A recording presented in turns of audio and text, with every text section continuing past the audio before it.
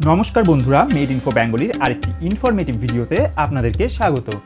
ভারত এবং বাংলাদেশের উষ্ণতার পারও দিন দিন বেড়েই চলছে, যার ফলে দেখা দিচ্ছে নানা রকম শারীরিক সমস্যা। খুব সহজেই আমরা ক্লান্ত হয়ে পড়ছি, সেই সঙ্গে মনকেও অস্থির করে তুলছে।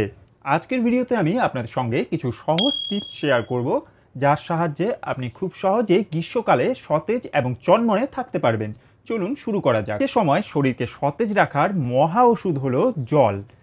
কেননা এই সময় আমাদের শরীর থেকে ঘামের মাধ্যমে অতিরিক্ত জল বেরিয়ে যায়, সেই সঙ্গে কিছু প্রয়োজনীয় খনিজ লবণগুলিও বেরিয়ে যায়, যার ফলে আমরা খুব সহজেই ক্লান্ত হয়ে পড়ি। তাই পর্যাপ্ত পরিমাণে জল পান করলে আমরা খুব সহজেই গ্রীষ্মের সময় সতেজ থাকতে পারবো।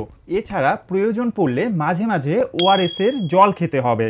একজন প্রাপ্তবয়স্ক মানুষকে সুস্থ থাকতে হলে দিনে প্রায় 3.5 থেকে 4 লিটার জল পান করা প্রয়োজন। অর্থাৎ আপনাকে প্রায় 8 থেকে 10 গ্লাস জল সারাদিনে পান করতে হবে। তবে আপনার যদি কিডনিজনিত কোনো সমস্যা থেকে থাকে, তবে জল পান করার ক্ষেত্রে অবশ্যই চিকিৎসকের পরামর্শ মেনে চলুন। গ্রীষ্মে সুস্থ থাকতে হলে পর্যাপ্ত পরিমাণে তাজা ফল এবং প্রচুর পরিমাণে সবজি খেতে হবে।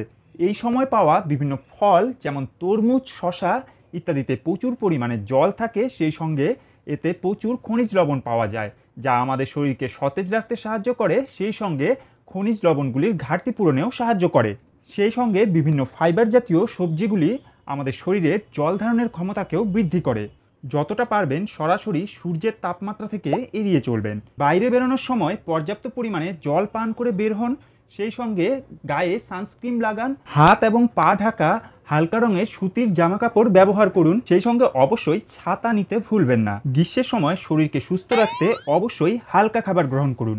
গ্রীষ্মের সময় পেটের বিভিন্ন সমস্যা দেখা দেয়, তাই এই সমস্যা থেকে বাঁচতে হালকা খাবার গ্রহণ করুন, সেই সঙ্গে অধিক তেলযুক্ত এবং মশলা জাতীয় খাবারকে এড়িয়ে চলুন। এমন সব খাবার গ্রহণ করুন যেগুলি খুব সহজেই হজম হয়ে যায়। আপনার যদি শরীর চর্চার অভ্যেস থেকে থাকে, তবে সঠিক সময় নির্ধারণ করুন।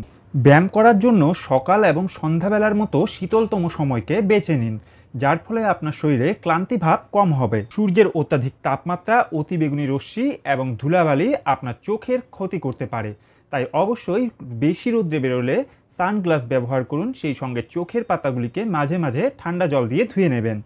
সূর্যের এই দাবদাহ থেকে বাঁচার জন্য আপনার কাছে কোনো টিপস থাকলে অবশ্যই কমেন্ট বক্সে কমেন্ট করবেন। সেই সঙ্গে অবশ্যই আপনার বন্ধু এবং পরিজনদেরকে সুস্থ রাখতে ভিডিওটি তাদের সঙ্গে শেয়ার করে দেবেন। আর সেই সঙ্গে অবশ্যই ভিডিওটিকে লাইক করতে ভুলবেন না এবং চ্যানেলটিকে সাবস্ক্রাইব করে মেড ইনফো বেঙ্গলি পরিবারের সদস্য হতে ভুলবেন না। ধন্যবাদ, দেখা হচ্ছে আবার আরেকটি নতুন ভিডিওতে।